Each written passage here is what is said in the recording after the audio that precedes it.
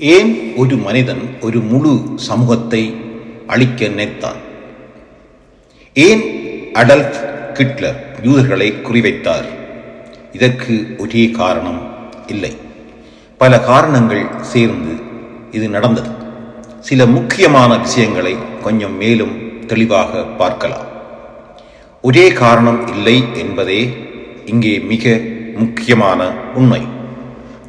முதலாவது, பழைய யூத விரோதம். ஐரோப்பாவில் யூதர்களுக்கு எதிரான வெறுப்பு நூற்றாண்டுகளாக இருந்தது. மத காரணங்கள், கிறிஸ்தவம் எதிராக யூத மதம், பொருளாதார போட்டி மற்றும் அவர்கள் வேறு என்ற சமூக மனப்பான்மை, இவை எல்லாம் சேர்த்து ஒரு அடித்தளத்தை உருவாக்கின. கோலோகாஸ்ட் என்ற பேரழிவு திடீரென தோன்றியதல்ல, இந்த பழைய வெறுப்பை அடிப்படையாக வைத்தே வளர்ந்தது. இரண்டாவது, முதல் உலகப் போருக்கு பிறகு ஜெர்மனியின் நெருக்கடி.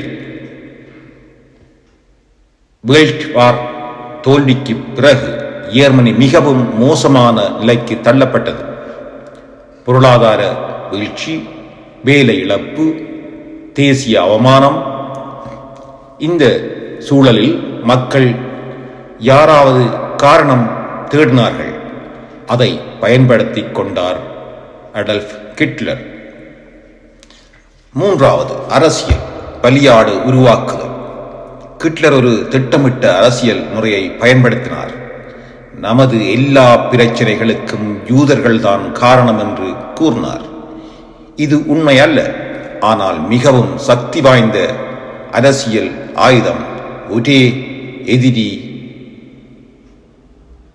எதிரியை காட்டினால் மக்கள் எளிதாக ஒன்றிணைவார்கள். நாலாவது, இனவாத கொள்கை. நாசி சிந்தனை மிகவும் ஆபத்தானது. ஆரிய இனமே உயர்ந்தது, மற்றவர்கள் தாழ்ந்தவர்கள். யூதர்கள் ஒரு மத குழுவாக மட்டுமல்ல, ஆபத்தான இனமாக காட்டப்பட்டனர். இது வெறுப்பை இன்னும் தீவிரமாக்கியது. ஐந்தாவது, பிரச்சாரம். நாசிகள் செய்த மிக சக்தி வாய்ந்த விஷயம், செய்தித்தாள், சினிமா, போஸ்டர்கள் எல்லாம் ஒரே செய்தி: யூதர்கள் தீயவர்கள்.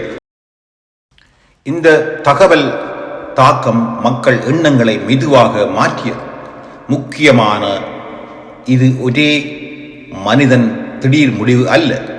சமூக வெறுப்பு, பொருளாதார நெருக்கடி, அரசியல் தந்திரம், இனவாத சிந்தனை, பிரச்சாரம், இவை எல்லாம் சேர்த்துத்தான் இந்த பேரழிவு நடந்தது. தொடரும். உங்களுக்கு பிடித்திருந்தால் இதை நண்பர்களுக்கும் பகிர்ந்து கொள்ளுங்கள். நன்றி.